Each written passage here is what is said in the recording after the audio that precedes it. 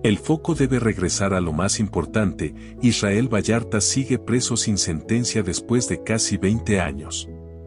Eso es una violación brutal al debido proceso, a los derechos humanos y a toda noción de justicia. No está en la cárcel por culpa de Loret. Está en la cárcel por un aparato judicial lento, político y profundamente ineficiente. Mientras la sociedad se pelea por un montaje televisado, Vallarta vive en una celda sin sentencia. Esa es la verdadera tragedia. Y lo que debería movernos a exigir un cambio sistémico. 8. Periodismo bajo fuego. Carlos Loret de Mola representa hoy algo más grande: la resistencia periodística en México. No es perfecto. Ha cometido errores. Pero sigue haciendo lo que muchos dejaron de hacer: investigar, cuestionar, incomodar. El poder no lo perdona. Y lo ataca, justamente porque no lo puede controlar. En países autoritarios, los periodistas que molestan no mueren solo con balas, mueren con campañas de desprestigio, con linchamientos digitales, con revisiones de su pasado. La historia de Loret debe verse también como una advertencia para la libertad de expresión en México. 9. La ética en tiempos de polarización. En una época donde todo se divide entre fifí y chairo, entre buenos y malos absolutos, es difícil sostener posturas complejas. Pero el periodismo, el verdadero, vive en esa complejidad. No todo se resuelve con un tuit. No todo es blanco o negro. Apoyar a Loret no significa estar contra la justicia de Israel Vallarta. Significa distinguir entre error y crimen, entre periodista y juez, entre víctima y chivo expiatorio. Significa entender que en el fuego cruzado político la verdad suele ser la primera en morir.